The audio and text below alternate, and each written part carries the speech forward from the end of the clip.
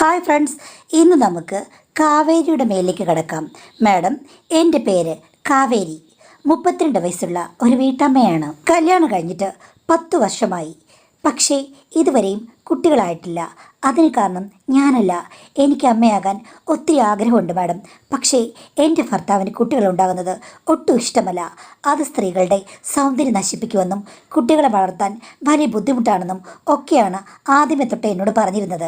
എൻ്റെ അമ്മായിയമ്മയ്ക്കാണെങ്കിൽ മകൻ പറഞ്ഞതാണ് ആപ്തവാക്യം. കുട്ടികളുണ്ടാകുകയോ ഉണ്ടാകാതിരിക്കുകയോ എന്തെങ്കിലും ചെയ്തോ ഒരു പ്രശ്നവും ഇവിടെയില്ല എന്ന് പറഞ്ഞതോടുകൂടി എൻ്റെ വാതിലുകൾ എല്ലാം അടഞ്ഞു. ഭർത്താവ് ഔദ്യോഗികമായിട്ടും രാഷ്ട്രീയപരമായും നല്ല പിടിപാടുള്ള ആളാണ്. സുമുഖനും സുന്ദരനുമാണ്. ഒത്തിരി അധികം ആൾക്കാർക്ക് അദ്ദേഹത്തെ ഇഷ്ടവും ബഹുമാനവും ഒക്കെയാണ്. അതുകൊണ്ട് തന്നെ എൻ്റെ വാക്കുകൾക്ക് ഒട്ടും വിലയില്ലാതായി. എൻ്റെ വീട്ടുകാരും ആദ്യമൊക്കെ കുട്ടികൾ വേണമെന്ന് ശടിച്ചെങ്കിലും അദ്ദേഹത്തിൻ്റെ പ്രഭാവലയത്തിൽ അവർ മാറ്റി പറഞ്ഞു.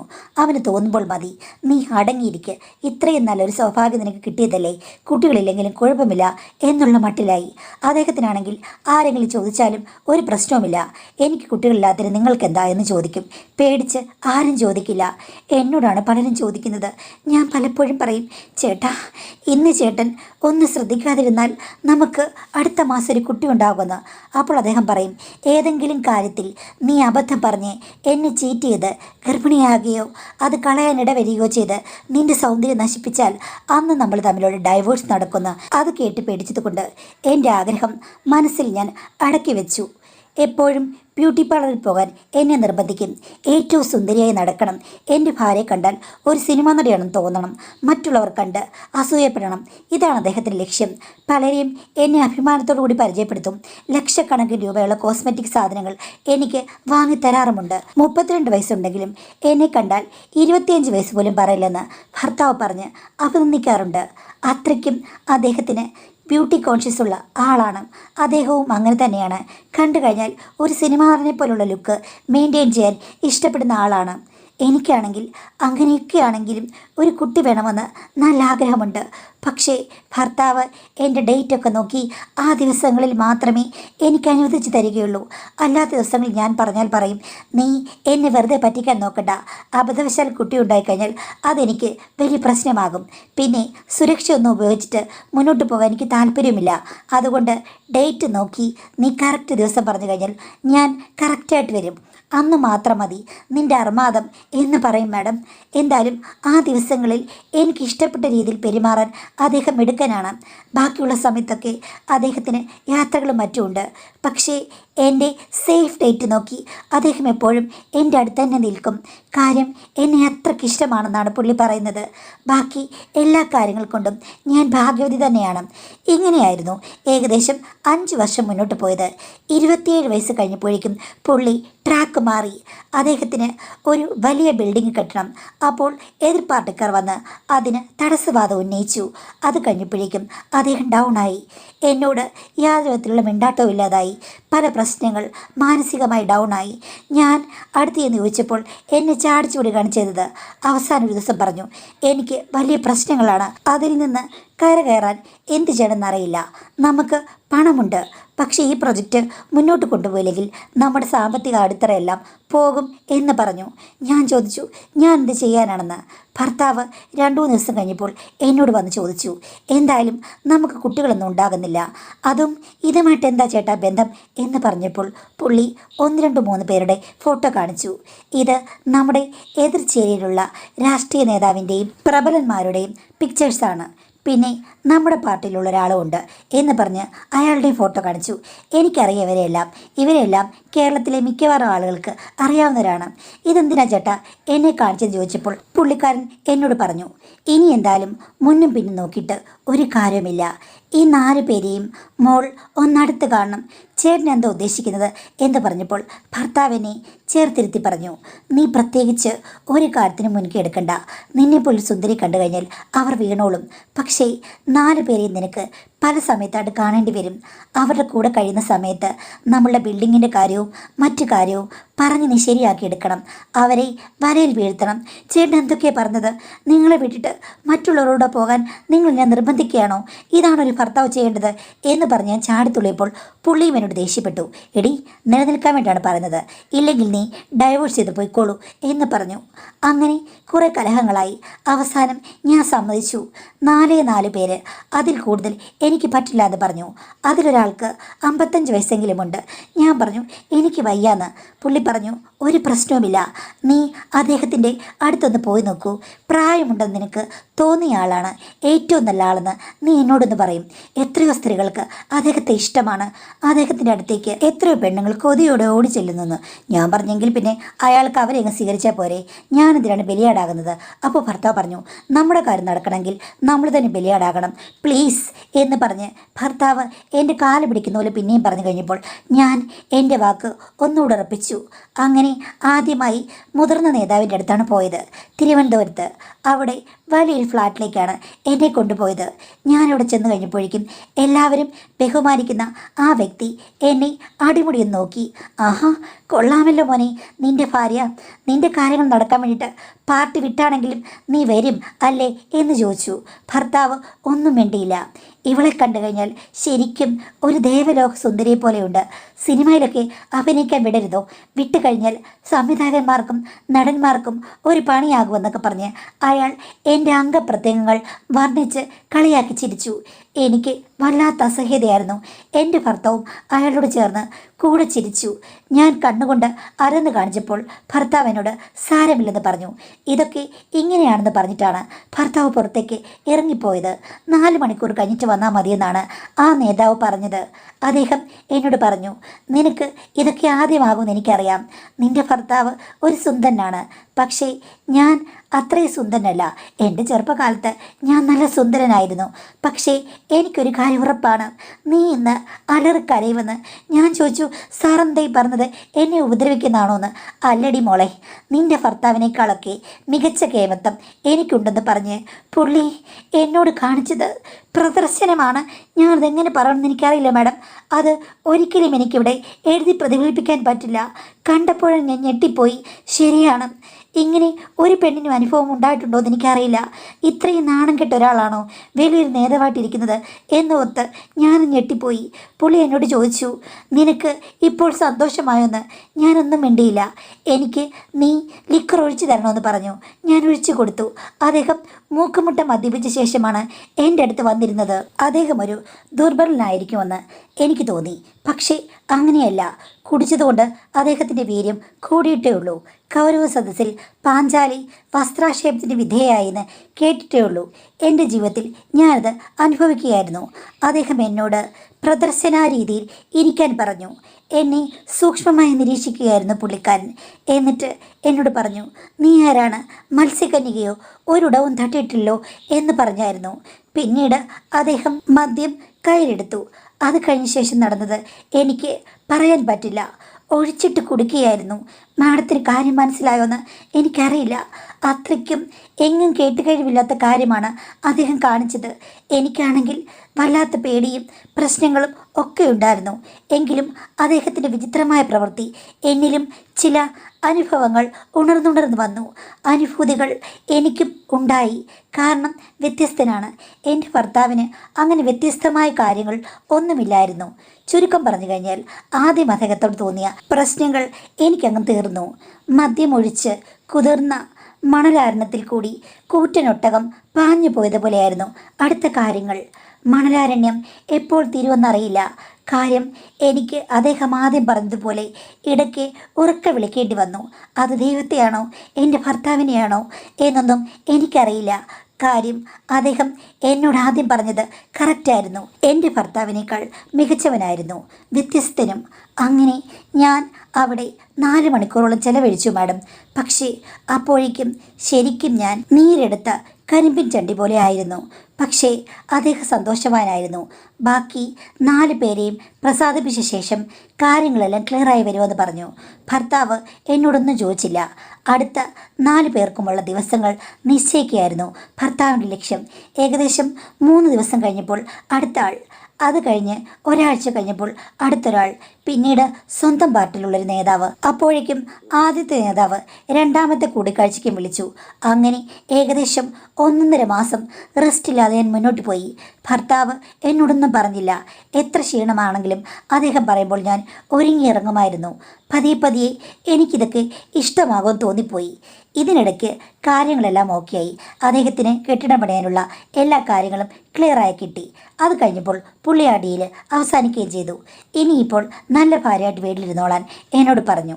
അങ്ങനെ ഒരു പ്രസ്ഥാനം അവസാനിച്ചുവെന്ന് കരുതിയിരിക്കുമ്പോഴാണ് കാര്യങ്ങളെല്ലാം തകിടം മറിഞ്ഞത്. എൻ്റെ ഡേറ്റ് തെറ്റി. ഭർത്താവ് അന്ന് വല്ലാതെ വയലൻ്റായി. നീ ശ്രദ്ധിക്കണമെന്ന് പറഞ്ഞ് ഞാൻ പറഞ്ഞു, എങ്ങനെ ശ്രദ്ധിക്കാനാണ്? നിങ്ങൾ പറഞ്ഞ ഡേറ്റിൽ ഞാൻ പോയി. അവിടെ സുരക്ഷകൾ ഒന്നുമില്ലായിരുന്നു, ഒരു തടസ്സവുമില്ലായിരുന്നു. അതുമാത്രമല്ല, നിങ്ങളെക്കാൾ കൂടുതൽ പല ലീലാവിലാസങ്ങളും കാണിക്കുന്ന ആൾക്കാരുടെ അടുത്ത് എന്നെ തള്ളിവിട്ട ശേഷം നിങ്ങളിത് പറഞ്ഞു കഴിഞ്ഞാൽ എങ്ങനെ ശരിയാകാൻ തോന്നി. എന്തായാലും അദ്ദേഹം സമാധാനിച്ചു. പിന്നെ ഒരു ഡോക്ടറെ കണ്ട് എല്ലാം ഒഴിവാക്കി. പഴയതെല്ലാം മറന്ന് ഞങ്ങൾ വീണ്ടും ദാമ്പത്യ ജീവിതത്തിലേക്ക് കടന്നു. അപ്പോൾ ഭർത്താവിന് വല്ലാത്ത കംപ്ലൈൻറ്റ്. എന്നെ കുത്തി നോവിക്കാൻ തുടങ്ങി. എന്നേക്കാൾ മികച്ച ആളുകളായിരുന്നില്ലേ അവരെന്ന് ചോദിച്ചു. ഞാൻ അവസാനം കുത്തി കഴിഞ്ഞപ്പോൾ പറഞ്ഞു, എല്ലാ ആണുങ്ങളും 4 ആണുങ്ങളും നിങ്ങളെക്കാൾ മികച്ച ഫീച്ചേഴ്സ് ഉള്ളവരായിരുന്നു. നിങ്ങളാണ് ഏറ്റവും ചെറിയ ഫീച്ചറുള്ള ആൾ എന്ന് ഞാൻ പറഞ്ഞു. അത് ഭർത്താവിന് വലിയൊരടിയായിപ്പോയി. എന്നോട് നിരന്തരം വഴക്ക് തുടങ്ങി. എനിക്ക് പണ്ടേ പല ആളുകളോട് ബന്ധമുണ്ടെന്നൊക്കെ പറഞ്ഞു. ഞാൻ പറഞ്ഞു, ഇനിയിപ്പോൾ എന്ത് ചെയ്യാനാണ്? ഉണ്ടെങ്കിലും ഒന്നും ചെയ്യാൻ പറ്റില്ല. നിങ്ങളുടെ നല്ലതിന് വേണ്ടി നിങ്ങൾ എന്നെ കളത്തിലിറക്കിയിട്ട് എന്നെ കുറ്റം പറഞ്ഞു കഴിഞ്ഞാൽ എനിക്കൊന്നുമില്ല. ഡൈവോഴ്സിന് ഞാൻ തയ്യാറാണെന്ന് പറഞ്ഞു. അത് കേട്ട് കഴിഞ്ഞപ്പോഴേക്കും പുള്ളിയുടെ സ്വഭാവം മാറി. പിന്നീട് കുറച്ച് നാൾ ശാന്തനായി. എന്നിട്ട് എന്നോട് പറഞ്ഞു, ഇതൊക്കെ നമുക്കൊന്ന് ശരിയാക്കിയെടുക്കണം എന്ന് പറഞ്ഞ് രഹസ്യമായിട്ട് എറണാകുളത്തുള്ള ഒരു വലിയ ഹോസ്പിറ്റലിൽ കൊണ്ടുപോയി. എന്നിട്ട് ആ ഡോക്ടറോട് പറഞ്ഞത്, ഇനിയിപ്പോൾ ഇതെല്ലാം കഴിഞ്ഞ് പുറത്തിറക്കുമ്പോൾ ഇവൾക്ക് കന്നിപ്പെണ്ണിനെ പോലെ ആയിരിക്കണം സ്വഭാവം എന്ന്. അദ്ദേഹം ഉദ്ദേശിച്ചത് എന്താണെന്ന് മാഡത്തിന് മനസ്സിലായല്ലോ. അങ്ങനെ എനിക്ക് സർജറി ഉണ്ടായിരുന്നു. 3 വട്ടം കൊണ്ടാണ് എല്ലാം ശരിയായത്. അപ്പോൾ ഞാനൊരു 18കാരി പോലെ ആയെന്ന് ഭർത്താവ് പറഞ്ഞു. ഭർത്താവിന് ഇണങ്ങുന്ന പൊരുത്തമുള്ളവളായിട്ട് എന്നെ മാറ്റിയെടുക്കുകയായിരുന്നു. അത് കഴിഞ്ഞതിൽ പിന്നെ ഞങ്ങൾ തമ്മിൽ ദാമ്പത്യ പ്രശ്നങ്ങൾ ഒന്നുമില്ലായിരുന്നു മാഡം. പക്ഷേ 2 വർഷത്തിന് മുമ്പ് ഭർത്താവിൻ്റെ വീട്ടിൽ ഒരു വിവാഹം നടന്നു. ഭർത്താവിൻ്റെ ചേച്ചിയുടെ വിവാഹം. ഭർത്താവിൻ്റെ ചേച്ചി പണ്ടൊന്ന് വിവാഹം കഴിച്ചതായിരുന്നു. ആ ഭർത്താവ് പിന്നീട് മരിച്ചുപോയി. അയാളുടെ വീട്ടിൽ നിൽക്കുകയായിരുന്നു കുറേ നാൾ. പക്ഷേ അവിടെ അമ്മായിമ്മ മാത്രമേ ഉണ്ടായിരുന്നുള്ളൂ. അവർ മരിച്ചു കഴിഞ്ഞപ്പോഴേക്കും ചേച്ചി ഇവിടേക്ക് വന്നു. ഞങ്ങളുടെ വീടിൻ്റെ തൊട്ടടുത്ത് ചേച്ചിയുടെ വീതത്തിൽ വലിയൊരു വീട് പണികൊണ്ടിരുന്നപ്പോഴാണ് ഭർത്താവ് മരിച്ചു പോയത്. ഇപ്പോഴത് ഏകദേശം 3/4 ഭാഗം ആക്കിയിട്ടിരിക്കുകയായിരുന്നു. ചേച്ചി വന്ന് ഇവിടെ താമസിക്കാൻ തുടങ്ങി കഴിഞ്ഞപ്പോഴേക്കും ചേട്ടൻ പറഞ്ഞു, ചേച്ചിയുടെ പുനർവിവാഹം നടത്തണമെന്നും ആ വീട് ശരിയാക്കാമെന്നും. അങ്ങനെ എല്ലാവരും കൂടി ആ വീട് ശരിയാക്കി. ചേച്ചിക്ക് പുതിയൊരു വരനെ കണ്ടെത്താനായിരുന്നു ശ്രമം. അങ്ങനെ ചേച്ചി തന്നെ മാട്രിമോണിയിൽ കൂടി ഒരാളെ കണ്ടെത്തി. ഇനി ഇവിടെ വന്ന് താമസിക്കുന്ന ആളെ മതി എന്നായിരുന്നു ചേച്ചിയുടെ ഒരഭിപ്രായം. അദ്ദേഹത്തിന് വീണ്ടൊന്ന് പോയി താമസിക്കാൻ ചേച്ചിക്ക് വയ്യ. അങ്ങനെ ഒരാളെ കിട്ടി. പക്ഷേ ചേച്ചിയേക്കാൾ 2 വയസ്സിനുള്ളതാണ്. കണ്ടാൽ സൂപ്പർ സുന്ദരൻ. എൻ്റെ ഭർത്താവിനേക്കാൾ സുന്ദരനാണ്. അദ്ദേഹത്തിൻ്റെയും ആദ്യ ഭാര്യ മരിച്ചു പോയതാണ്. ചേച്ചിയെ കണ്ടു കഴിഞ്ഞപ്പോൾ ഇഷ്ടപ്പെട്ടു. അദ്ദേഹത്തിന് യാതൊരു പ്രശ്നവുമില്ല. 2 വയസ്സിനുള്ളപ്പം അത് കുഴപ്പമില്ല എന്ന് പറഞ്ഞ് എല്ലാവരും അതുറപ്പിച്ചു. മംഗളകരമായി അവരുടെ കല്യാണം നടന്നു. പുരമാറ്റവും എല്ലാം ഒരുമിച്ചാണ് നടന്നത്. അവരങ്ങനെ നമ്മുടെ തൊട്ടടുത്ത് താമസിക്കാൻ തുടങ്ങി. അദ്ദേഹത്തിന് നല്ലൊരു ജോലിയുണ്ട്. എൻ്റെ ഭർത്താവും അദ്ദേഹവുമായിട്ട് നല്ല കൂട്ടാണ്. വൈകുന്നേരമാകുമ്പോഴേക്കും അദ്ദേഹവും ഫാമിലി എല്ലാം ഇവിടെ വരും. അവർ തമ്മിലുള്ള സ്നേഹപ്രകടനങ്ങൾ കണ്ട് എനിക്ക് അസൂയായിരുന്നു. എൻ്റെ ഭർത്താവ് പോലും മധുവിധ കാലത്ത് പോലും ഇത്രയും സ്നേഹം പ്രകടിപ്പിച്ചിട്ടില്ല. എന്തായാലും ചേച്ചി ഭാഗ്യവതി തന്നെ. ആദ്യത്തെ ഭർത്താവും ഒരു സുന്ദരനായിരുന്നു. ഇപ്പോഴത്തെ ഭർത്താവിൽ നിന്നും നല്ല സ്നേഹം, സൗന്ദര്യമുള്ളവനുമാണ്. എന്തായാലും ചേച്ചി കല്യാണം കഴിഞ്ഞപ്പോഴേക്കും അങ്ങ് മിനിങ്ങി തൊടുത്തു. ഞാൻ പറഞ്ഞു, ചേച്ചി സുന്ദരിയായിട്ടുണ്ടല്ലോ എന്ന്. ചേച്ചി എന്നെ നുള്ളിക്കൊണ്ട് പറഞ്ഞു, പുള്ളിക്കെന്നെ ഭയങ്കര സ്നേഹമാടി. എൻ്റെ ആദ്യത്തെ ഭർത്താവ് ഇത്തിരി ഡൗൺ ആയിരുന്നു. എനിക്ക് ഇഷ്ടമൊക്കെ ആയിരുന്നു. എങ്കിലും ഇദ്ദേഹമാണ് യഥാർത്ഥ ആണ് എന്ന് പറഞ്ഞ് ചേച്ചി കുലുങ്ങി ചിരിച്ചു. എനിക്കത് കേട്ട് കഴിഞ്ഞപ്പോൾ അസൂയാണ് തോന്നിയത്. അവരുടെ ജീവിതം എനിക്കെന്നൊരു അസൂയായിരുന്നു. എൻ്റെ ഭർത്താവ് പണ്ടത്തെ പ്രശ്നങ്ങളൊക്കെ കഴിഞ്ഞതിൽ പിന്നെ നേർച്ച കാഴ്ചകൾ പോലെയാണ് എൻ്റെ അടുത്ത് വരുന്നത്. സത്യമായി അദ്ദേഹത്തിന് ജീവിതത്തിൽ ഒരു ലക്ഷ്യവുമില്ല. കുട്ടികളും ഉണ്ടാകരുത്. ഇങ്ങനെ ഞാൻ മുന്നോട്ട് പോവുകയും ചെയ്യണം. എനിക്ക് മടുത്തിരിക്കുകയായിരുന്നു. പക്ഷെ എന്ത് ചെയ്യാനാണ്?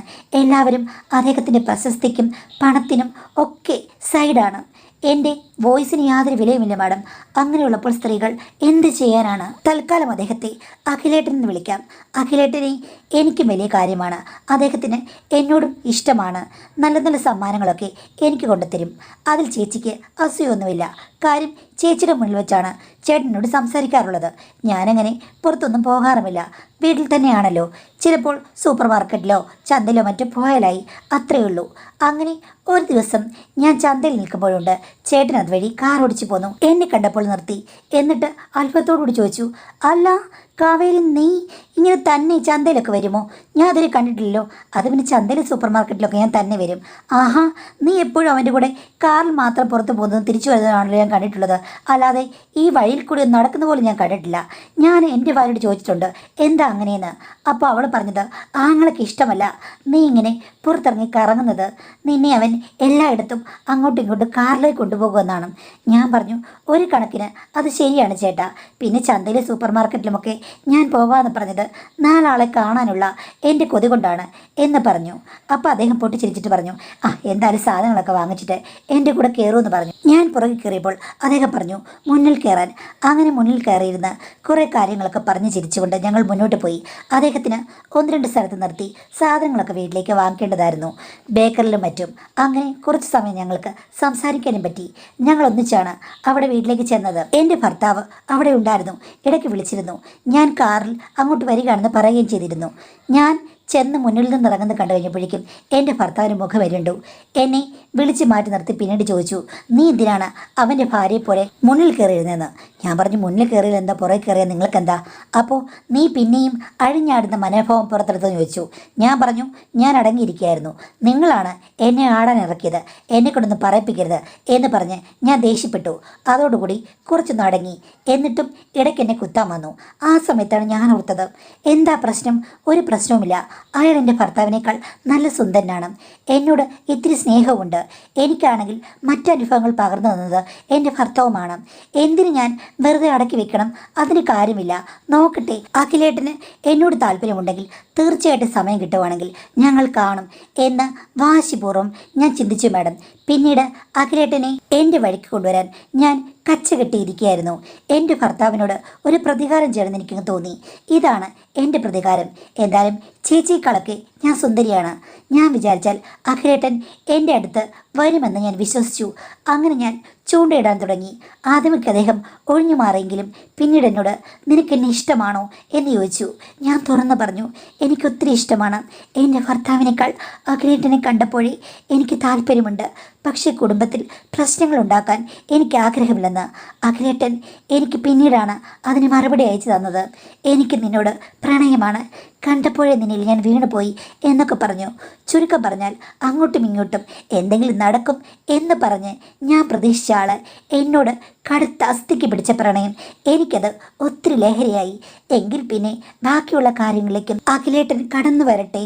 തടാകത്തിൽ കളിത്തോണി തുഴഞ്ഞ് മുന്നോട്ട് പോകാനും കരക്കടുപ്പിക്കാനും അദ്ദേഹത്തിന് ആകുമാറാകണേ എന്ന് ഞാൻ പ്രാർത്ഥിച്ചു. അദ്ദേഹത്തോട് ഞാൻ എൻ്റെ ആഗ്രഹം പറഞ്ഞപ്പോൾ പുള്ളിക്കാരൻ എന്നോട് പറഞ്ഞത്, അവസരങ്ങളില്ല, എപ്പോഴും ആളുകളുണ്ട് രണ്ട് വീട്ടിലും, നമ്മൾ എന്ത് ചെയ്യുമെന്ന് ചോദിച്ചു. ഞാനിപ്പോൾ പറഞ്ഞു, എൻ്റെ ഒരു കൂട്ടുകാരിയുണ്ട്, അവളുടെ വീട്ടിലേക്ക് ഞാൻ വന്നു കഴിഞ്ഞാൽ ചേട്ടൻ അങ്ങോട്ട് വരുമോയെന്ന്. പുള്ളി എനിക്ക് വേണ്ടി എന്ത് റിസ്ക്കും പരീക്ഷിക്കാൻ തയ്യാറായിരുന്നു. എൻ്റെ കൂട്ടുകാരിയുണ്ട്, അവളൊരു ക്വാർട്ടേഴ്സിലാണ് താമസിക്കുന്നത്. ഭർത്താവിന് രാവിലെ പോയി കഴിഞ്ഞാൽ വൈകുന്നേരം വരെ ഡ്യൂട്ടിയാണ്. അവൾ വെറുതെ ഇരിക്കുകയാണ്. അവളെ എൻ്റെ ഭർത്താവിനും അറിയാം. അവൾ ഗർഭിണിയായതുകൊണ്ട് അവൾക്ക് വേണ്ടി ഒരു സ്വാതന്ത്ര്യത്തിന് ഞാൻ പോവുകയാണെന്ന് പറഞ്ഞു.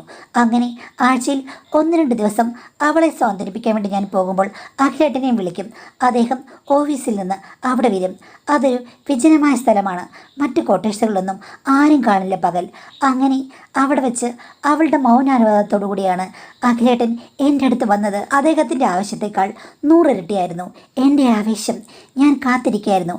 ഭർത്താവ് എന്നെ പറഞ്ഞയച്ചത് എനിക്ക് ഇഷ്ടമില്ലാത്ത ആളുകളുടെ അടുത്തേക്കാണ്. അവിടെയും ഞാൻ രസം കണ്ടെത്തി. അങ്ങനെയാണെങ്കിൽ എനിക്ക് ഇഷ്ടമുള്ള ആളുടെ അടുത്ത് എന്തെല്ലാം ഇമ്പങ്ങൾ ഞാൻ കണ്ടെത്തും. അന്ന് ഞാൻ ഉറഞ്ഞു തുള്ളുകയായിരുന്നു. എൻ്റെ മുടിയാടിയ ദിവസമായിരുന്നു അന്ന്. എനിക്ക് ഒരു പ്രശ്നമുണ്ടായിരുന്നില്ല. പിന്നെ ഞാൻ പ്രതീക്ഷിച്ചതിനേക്കാളൊക്കെ ഒത്തിരി ഒത്തിരി മികച്ചവനായിരുന്നു എൻ്റെ അഖിലേട്ടൻ. അദ്ദേഹം എന്നോട് പറഞ്ഞ് അത്ഭുതപ്പെട്ടത് എന്താണെന്ന് വെച്ച് കഴിഞ്ഞാൽ ഞാൻ ഒരു 18കാരിയെ പോലെയാണെന്നാണ്. ഒരിക്കലും എനിക്ക് 31 വയസ്സാണെന്നോ 32 വയസ്സാണെന്നോ പറയില്ല. എന്താണ് എന്നോട് ചോദിച്ചു. ഞാൻ പറഞ്ഞു എനിക്കൊന്നും അറിയില്ലെന്ന്. എല്ലാം സർജറിയുടെ മികവാണെന്ന് എനിക്ക് പറയാൻ പറ്റില്ലല്ലോ. ഞാനിപ്പോൾ ശരിക്കും അദ്ദേഹത്തിൻ്റെ ആരാധനാ മനോഭാവം ആസ്വദിക്കുകയായിരുന്നു. ആരാധന കൊണ്ട് അദ്ദേഹം എന്നെ പൊതിയുമ്പോൾ ഞാൻ തീർത്ഥജലം അദ്ദേഹത്തിന് കൊടുത്ത് അനുഗ്രഹിച്ചു. ഇതൊരു തുടർക്കഥയായി കഴിഞ്ഞപ്പോഴേക്കും ഞാൻ ഒരു കാര്യം മറന്നുപോയി. കാര്യം എനിക്ക് ഭർത്താവിനും ഇടയ്ക്ക് ആദ്യം പ്രശ്നമുണ്ടായത് ആദ്യത്തെ രാഷ്ട്രീയ നേതാവ് വന്നപ്പോഴാണ്. കാര്യം എൻ്റെ ഭർത്താവിനേക്കാൾ മികച്ചവനാണ് അയാൾ എന്ന് ഞാൻ പറഞ്ഞല്ലോ. ഇവിടെ അഖിലേട്ടനാണെങ്കിൽ എൻ്റെ ഭർത്താവിനേക്കാളും ആദ്യത്തെ രാഷ്ട്രീയ നേതാവിനേക്കാളും മികച്ചവനാണ്. എന്നിൽ മാറ്റങ്ങൾ ഉണ്ടാകുമെന്നുള്ള കാര്യം ഞാൻ മറന്നുപോയി മാഡം. ഞങ്ങൾ പറന്നടക്കുകയായിരുന്നല്ലോ. ചുരുക്കം പറഞ്ഞു കഴിഞ്ഞാൽ സർജറി ചെയ്തതിൻ്റെ എഫക്റ്റ് എല്ലാം അങ്ങ് പോയി. കുറച്ച് നാൾ കഴിഞ്ഞപ്പോഴേക്കും ഭർത്താവിന് എന്തോ സംശയമായി. ഞാൻ ഒഴിഞ്ഞു മാറി. അവസാനമായപ്പോഴേക്കും ഭർത്താവ് പറഞ്ഞു ഇത് ശരിയാകില്ല, ഇതിൻ്റെ പിന്നിൽ എന്തോ ഉണ്ട്, ഞാൻ നിന്നെ ഡോക്ടറെ അടുത്ത് കൊണ്ടുവന്ന് പറഞ്ഞു. ഡോക്ടറെ അടുത്ത് കൊണ്ടുപോയി കഴിഞ്ഞാൽ എല്ലാ കാര്യങ്ങളും മനസ്സിലാകുമെന്ന് മനസ്സിലായി കഴിഞ്ഞപ്പോഴേക്കും അഖിലേട്ടനും ഞാനും തമ്മിലുള്ള അടുപ്പത്തെ പറ്റി പറഞ്ഞു. പുള്ളി എന്നോട് ഷൗട്ട് ചെയ്തു. അത് കഴിഞ്ഞ ശേഷം ചേച്ചിയെയും എൻ്റെ അമ്മയെയും എൻ്റെ വീട്ടുകാരെയും ഒക്കെ വിളിച്ചു പറഞ്ഞു ഞാൻ ഇങ്ങനൊരു സ്ത്രീയാണെന്ന്. അപ്പോഴും ഭർത്താവ് ചെയ്ത എന്നെ വഴിതിരിച്ചുവിട്ട കാര്യത്തെപ്പറ്റി അയാളൊന്നും പറഞ്ഞില്ല. നല്ലവൻ ഭാവിച്ചു. ചുരുക്കം പറഞ്ഞാൽ എല്ലാവരുടെ മുന്നിൽ ഞാനും അഖിലേട്ടനും നാറി. ചേച്ചിയാണെങ്കിൽ അങ്ങനോട് വഴക്കായി അവിടുന്ന് ഇറങ്ങിപ്പോണെന്ന് പറഞ്ഞു. അഖിലേട്ടൻ എന്നോട് വന്ന് ചോദിച്ചു. അവസാനമായി ചോദിക്കുകയാണ് നിനക്ക് എന്നെ ഇഷ്ടമാണെങ്കിൽ എൻ്റെ കൂടെ വരാമെന്ന്. ആ സമയത്ത് എന്താണെന്നറിയില്ല ഞാൻ എല്ലാം എടുത്തുകൊണ്ട് അഖിലേട്ടൻ്റെ കൂടെ ചെന്നു മാഡം. ഇപ്പോൾ കുറച്ച് മാസങ്ങളായി ഞങ്ങളൊരു ഫ്ലാറ്റിൽ താമസിക്കുകയാണ്. ഒത്തിരി പ്രശ്നങ്ങളുണ്ട്. എന്നാലും ഞാനിപ്പോൾ എൻ്റെ ഡേറ്റ് എല്ലാം തെറ്റി എൻ്റെ സ്വപ്നത്തിലേക്ക്, ഒരു കുഞ്ഞെന്ന സ്വപ്നത്തിലേക്ക് കാത്തിരിക്കുകയാണ്. ഞങ്ങൾ നിയമപരമായിട്ട് വിവാഹിതരല്ല എങ്കിലും ഇനിയിപ്പോൾ ഒന്നിച്ച് ജീവിക്കാമെന്നാണ് തീരുമാനം. എല്ലാവരും എന്നെ കുറ്റപ്പെടുത്തുകയാണ്. സത്യം പറഞ്ഞാൽ അങ്ങനൊരു ഭർത്താവിനേക്കാൾ നല്ലത് അഖിലേട്ടനല്ലേ മാഡം? എന്താ പ്രശ്നം? എന്നെ ന്യായീകരിക്കാൻ വേണ്ടി ഞാൻ പറയുകയില്ല. എൻ്റെ ഭർത്താവിനേക്കാൾ എന്തെങ്കിലും ഒരു ന്യായം എൻ്റെയും അഖിലേട്ടൻ്റെയും ബന്ധത്തിലില്ലേ മാഡം? എനിക്കും ഒരു നീതി കിട്ടണ്ടേ? നല്ലൊരു ജീവിതത്തിന് ഞാനും അർഹയല്ലെന്നാണ് ചോദ്യം. അതൊക്കെ തീർച്ചയായിട്ടും എല്ലാവരും നല്ല ജീവിതത്തിന് അർഹയാണ്. ചുമ്മാതിരുന്ന് നിങ്ങളെ ഇങ്ങനൊരു കാര്യത്തിലേക്ക് ഭർത്താവ് സ്വാർത്ഥ താല്പര്യത്തിന് വേണ്ടിയിട്ട് വലിച്ചഴിച്ചു. നിങ്ങളവിടെ പോയി അത് ഓക്കെ ആകുകയും ചെയ്തു. ഭർത്താവ് അത് കഴിഞ്ഞപ്പോൾ സ്റ്റോപ്പ് ചെയ്തിട്ട് പിന്നെ നിങ്ങളെ കുറ്റം പറഞ്ഞു, സർജറി ചെയ്യിപ്പിച്ചു, അയാൾക്ക് അനുസൃതമായി മാറ്റിയെടുത്തു. എന്നിട്ട് കുട്ടികളൊന്നും വേണ്ടെന്ന് പറഞ്ഞ് ഇങ്ങനെ മുന്നോട്ട് പോവുകയാണ്. ഒരു സ്ത്രീയുടെ ബേസിക് അവകാശങ്ങളെയൊക്കെ നിഷേധിച്ച് അവരെ ഒരു വല്ലാത്ത രീതിയിൽ പാട്ടിലാക്കി അയാൾ കാണിച്ചത് തന്നെയാണ് ആദ്യത്തെ തെറ്റ്. അവിടെ നിങ്ങൾ അതിന് തയ്യാറായി എന്നുള്ളത് തെറ്റാണ്. എങ്കിലും സാഹചര്യം കൊണ്ടാണെന്ന് വെക്കാം. നിങ്ങളുടെ ഭർത്താവ് ഒരിക്കലും നല്ല ഭർത്താവല്ല. അയാളെ വിട്ടിട്ട് വേറെ ആളെ കണ്ടെത്താൻ താമസിച്ചതിലേ നിങ്ങളെ കുറ്റം പറയാൻ പറ്റുകയുള്ളൂ. വേറെ ആൾ തന്നെയാണ് നിങ്ങൾക്ക് നല്ലത് എന്നുള്ളത് തീർച്ചയാണ്. പക്ഷേ ഇവിടെ പ്രശ്നം എന്താണെന്ന് വെച്ച് കഴിഞ്ഞാൽ നിങ്ങളുടെ നാത്തൂൻ്റെ രണ്ടാമത്തെ ഭർത്താവിനെയാണ് നിങ്ങൾ ചൂണ്ടിയിരിക്കുന്നത്. അതാണ് പ്രശ്നം. ഭർത്താവിനോടുള്ള പ്രതികാരം തീർക്കാൻ വേണ്ടി നിങ്ങൾ ബാധ്യതയൊന്നുമില്ലാത്ത ഒരാളെ കണ്ടെത്തി നിങ്ങൾ ജീവിതം തുടങ്ങിയിരുന്നെങ്കിൽ നല്ലതായിരുന്നു. പക്ഷേ ഇവിടെ നിങ്ങളുടെ നാത്തൂൻ്റെ ജീവിതം നിങ്ങൾ തകർത്തില്ലേ? അവർ നല്ല രീതിയിൽ ജീവിച്ചു വരികയായിരുന്നു. അവിടെ നിങ്ങൾ പോയി അയാൾക്കൊരു പ്രേമം മുട്ടിടാൻ വേണ്ടി കാരണമാക്കി അയാൾ ഈ ഒരു രീതിയിലായി. എങ്കിലും ഇപ്പോൾ നിങ്ങൾ ഗർഭിണിയാണ്, നിങ്ങളുടെ കൂടെ അയാളുണ്ട്. ഇനിയിപ്പോൾ രണ്ടു പേരിൽ നിന്നും വിവാഹമോചനം നേടിയിട്ട് നിങ്ങൾ വിവാഹം കഴിച്ച് ജീവിക്കാനാണ് തീരുമാനമെങ്കിൽ ഓക്കെ. പക്ഷേ രണ്ടുപേരും കണ്ടം ചാടുന്ന സ്വഭാവം നിർത്തി അന്യോന്യം കോൺസെൻട്രേറ്റ് ചെയ്ത് കുടുംബജീവിതത്തിന് പ്രാധാന്യം കൊടുത്ത് മുന്നോട്ട് പോകാൻ മാത്രം പക്വതയുള്ളവരാണെങ്കിൽ ഓക്കെ. പല തെറ്റുകളും ജീവിതത്തിൽ സംഭവിച്ചിട്ടുണ്ട്. അതിൽ നിന്ന് പാഠം ഉൾക്കൊണ്ട് കുട്ടിയെ വളർത്തി നല്ല രീതിയിൽ പോകുകയാണെങ്കിൽ മറ്റു രണ്ട് പാർട്ട്നേഴ്സിൽ നിന്ന് വിവാഹമോചനം നേടി നിങ്ങൾക്ക് ഒന്നായി മുന്നോട്ട് പോകാവുന്നതാണ്. അതാണ് ഇനിയുള്ള വഴി. അതിനിപ്പോൾ മറ്റുള്ളവരെന്ത് പറഞ്ഞു നോക്കേണ്ട കാര്യമൊന്നുമില്ല. നടന്നു അതിനെ ബാക്കി നോക്കുക. നിങ്ങൾ നിങ്ങളുടെ ജീവിതം സെക്യൂറാക്കുക. അതാണ് ചെയ്യേണ്ടത്. ഇനിയിപ്പം അതാണല്ലോ ന്യായം. പക്ഷേ അവിടെ നിങ്ങൾ ഇനിയും കണ്ടം ചാടി ജീവിതം അനാഥമാകുന്ന രീതിയിലേക്ക് പോകാതിരിക്കാൻ ശ്രദ്ധിക്കുക. ആലോചിച്ചുറപ്പിച്ച് മാത്രം ഓരോ കാര്യങ്ങളിലേക്കും മുന്നോട്ട് പോവുക. ഇതിങ്ങനെ വെറുതെ ഒരു ബന്ധവുമില്ലാതെ ഗർഭിണിയെ തുടരുന്നതിൽ അർത്ഥമില്ല. നല്ല രീതിയിൽ നിങ്ങൾ ജീവിക്കണമെങ്കിൽ വിവാഹം കഴിക്കുക. അതിന് വേണ്ടിയിട്ട് മറ്റു പാർട്ട്നേഴ്സിൽ നിന്ന് വിവാഹമോചനം നേടി നിങ്ങൾ നിയമപരമായിട്ട് ജീവിക്കുക എന്ന് മാത്രമാണ് എനിക്ക് ഉപദേശിക്കാനുള്ളത്. വേറൊന്നുമില്ല.